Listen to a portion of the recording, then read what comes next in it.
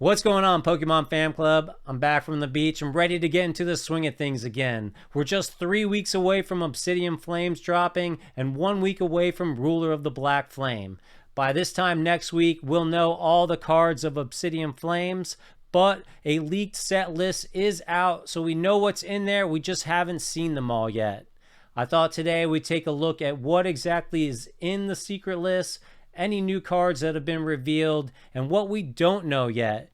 And I think at this point we can decide whether or not this is a great set or one to pass on. Let's get to it.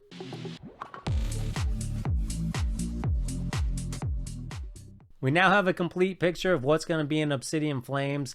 Thanks to this leaked set list that's going around. It was a little hard for me to dig up after seeing it one time on Twitter, but it is out there. I'm not sure how many of you have seen it so far.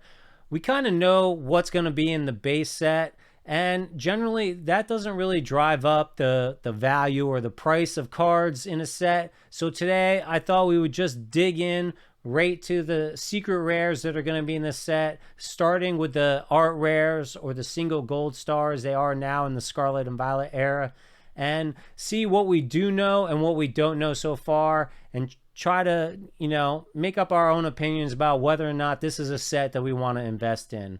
I so far have bought a couple ETBs, a couple booster boxes. I'm not sure what else. I think that's it. I definitely got a Pokemon Center ETB as well, just to get that promo stamped, Charmander that is a super awesome looking card.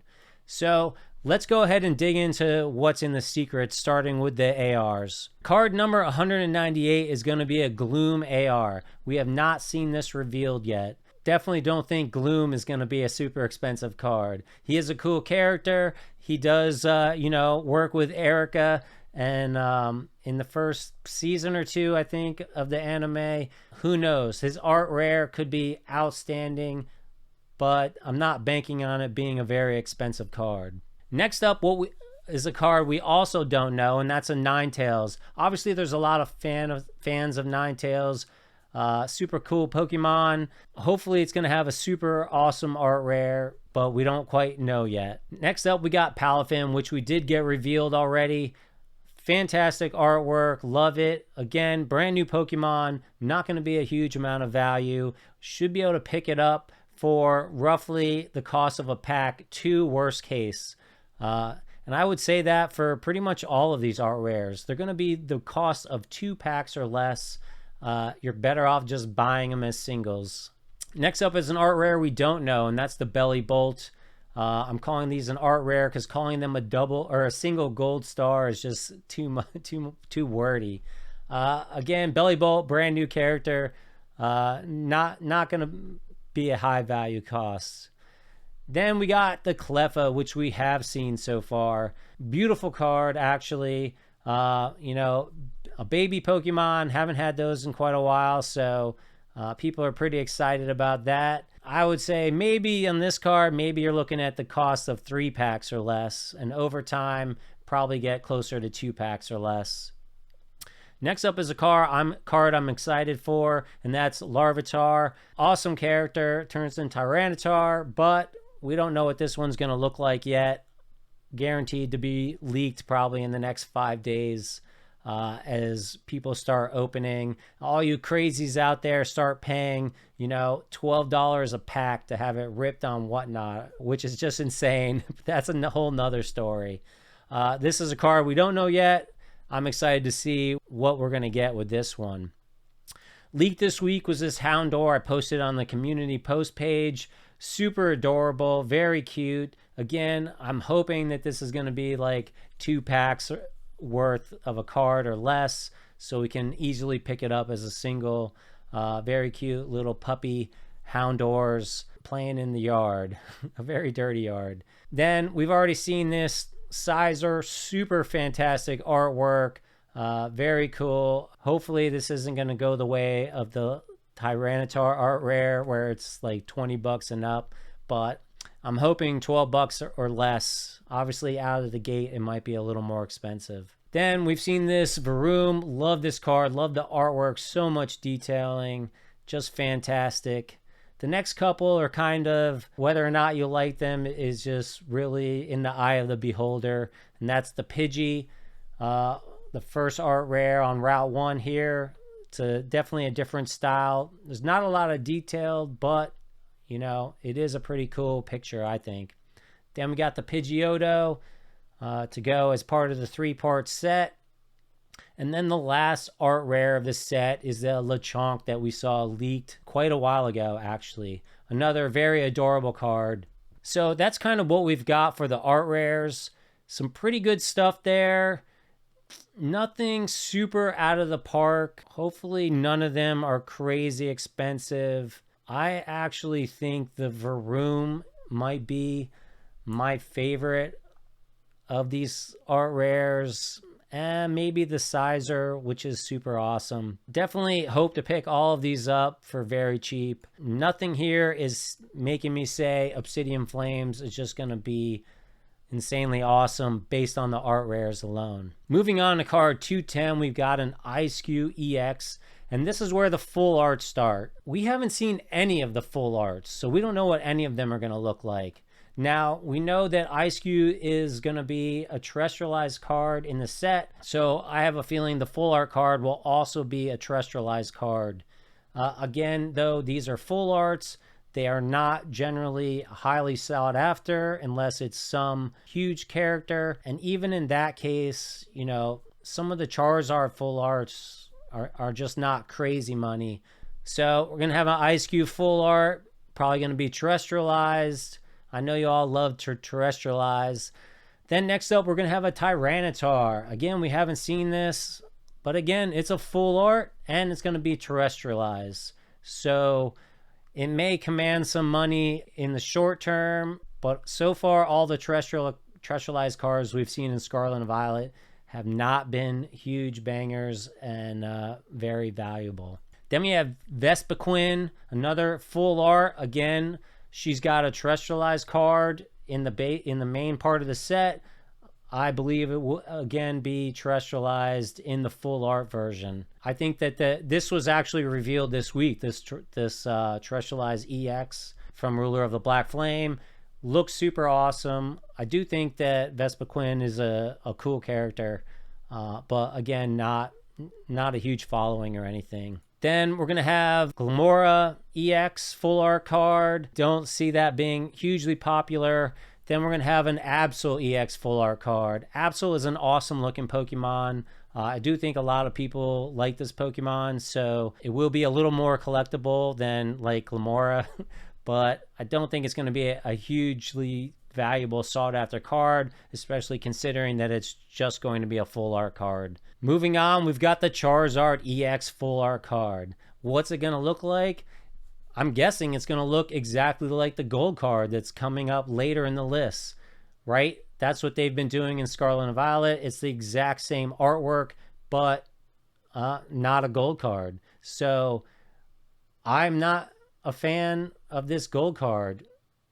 I don't think I'm going to be a fan of the full art. Is it going to get more money than all the other full arts because it's Charizard? Absolutely. Do I think it's going to be a hugely, insanely valuable card long term? Not really. Not in the short long term. Like not in the first couple months. I say long term meaning that as soon as it comes out, it might be crazy expensive, and then it'll start to go down for a while.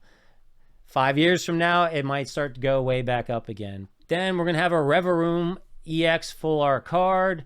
Again, new Pokemon. Don't expect much chase or anything out of a full art card. Moving on, we got Pidgeot full art. Again, full art card. Not going to be super popular. This is going to be the last full art Pokemon in the set. Then we're going to have some full art trainers. First with Gita. Shouldn't get any worse than Miriam, right? Miriam is going for, in the full art Miriam, under 20 bucks. Sometimes you can pick them up for $16 to $18. I think they're a good buy at $16 to $18. I think Gita would be a good buy at $16. We haven't seen this card yet. I have a feeling it's going to look pretty cool. Gita is a cool character. I don't think that it's going to cause Obsidian Flames to be a hugely expensive, popular set just because of Gita by any means. We have not seen that happen with Scarlet and Violet. Even the Miriam card that was so overhyped has dropped way down. In the non-full art one, the double gold star is $45 at this point, when it was crazy in the beginning. Now people just don't care anymore. It was all hype, and then it burned out. A reveal we got this week was this Ortega full art card.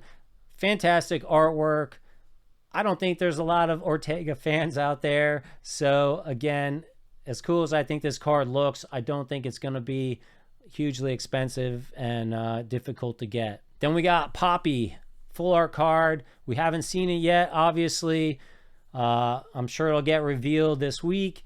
I think that this will be probably a bit more expensive, maybe on par with Gita, maybe higher. We all love our adorable little kids. Could be $30. Could be crazy in the beginning. Hopefully it dies down. We got Rhyme, full art card that we did get revealed. Don't see this being an expensive card. Moving on to the double gold cards. This is where the money's at, right? This is what's going to drive the set. And what do we get? Ice Cube EX. I'm sorry. This is not a good card. What? Man, the background is like nothing. The Pokemon is so small. Poor Ice Cube. He's got the hat. Looks like the candelabra from Beauty and the Beast. Somebody called this the meme card of the set, and for that reason they really want it. Yeah, this not doing it for me. Sorry. Moving on. Charizard EX. I think this card is pretty cool. I could do without the spiky hat. I've said it before. I can't even tell you what this card might be worth. It's going to be expensive. People are going to chase it. It's Charizard. It might look super fantastic with the the hollow and the texture. It'll obviously be crazy expensive in the beginning. We'll see how hard it is to pull. We'll just see how it goes. This does not make me want to super buy this set based on this card. Probably my favorite card in the set, though, is the Revavaroom. Super awesome card. Really excited to pick this one up. Don't think it'll be expensive. Brand new Pokemon, not a huge following. The rarity is, the scarcity is going to be what drives this up. If other people are as enamored with this card as me, it could cause it being pretty crazy. But super awesome card. I am excited to pick this up. Would I chase it by opening booster boxes? Absolutely not. I will be picking this card up if I don't pull it in the product I open to make content for you guys, and start building up the binder. Then we got the Pidgeot. We've seen it before. Pretty cool card. Very minimalist art-wise, just like his other cards. And some people love that style and some people don't. I don't think this holds a flame to the Gardevoir EX series. That was a way cooler series of 3 than this. I would rather put my money into that than into the Pidgeot set, unless you are a huge fan of Pidgeot. Moving on to the double gold star trainers, we got that Gita, fantastic artwork. Then we got that Poppy riding on Caparaja, super awesome card. Definitely one I'd like to pick up. This could get pretty expensive just based on rarity. Having the trainer featured with a Pokemon is always awesome. Then we're down to the gold cards, the triple gold star cards. We've seen this Charizard for a while. Not a chase for me. Not something I'm going to be throwing down crazy money to try to chase this thing down. There may be a lot of people out there. Any set with Charizard in it could cause a lot of people to go after it. We're going to have an Artisan gold card as well, which we haven't seen. And then we're going to end it out with a Fire Energy gold card. And we've seen what those looked like from the, Scarlet and Violet 1 and 2. So there you have it. That's kind of what we're looking at. I think we have a really good picture of what's going to be in this set. Even though we're missing a few cards to look at, I think you just kind of already know what they're going to look like. what kind of value they're going to get. I don't see this being a hugely popular set long term, other than the fact that there's Charizards in it to chase. I think that's the reason why people compare it a lot to Darkness Ablaze, because really what the majority of people out there are going to buy this set is because they're going to chase down those Charizards, just for the fact that they're Charizards. I just don't think that they're super fantastic artwork cards. I can understand why many people are just looking ahead to 151, because honestly, there is so much in 151 that is just super fantastic, way more worthwhile to put your money into 151 and collect that set. I think in the end, if you compare the two sets, you know, just flipping through a binder to look at all the cards in the set, 151 is just going to be an outstanding product to look at those cards. This set, it's not that exciting. I think that, you know, I'm going to enjoy opening a little bit on here and chasing some things, but like most sets, I think singles is just going to be the way to go. You want the Charizard, I don't care if it's $150. You are better off just buying the Charizard for $150 than buying 2 booster boxes hoping you get it. It's a huge risk to try to go after it when you can just buy it outright. Just wait a month after the release. When Pokemon 151 comes out, anything in this set that was high value out the gate is going to be way down. So that's just kind of my take right now. I was hoping that it would be a lot more of exciting of a set. There are a few cards in there that I do really like. I'm definitely going to open some for fun, and then after that, see where the market's at. And anything that I really want, I'm just going to get those singles. I would advise that for pretty much any set. If your goal is to have fun ripping and to just get cards that you really want, and you don't care about opening for enjoyment, hold out, get the singles. Anyways, that's what I wanted to discuss today. Let me know your thoughts on Obsidian Flames. How many cards are in here that you really want to get? And is it worth it to you to open packs, or are you just going to go for the singles? Catch you guys in the next video.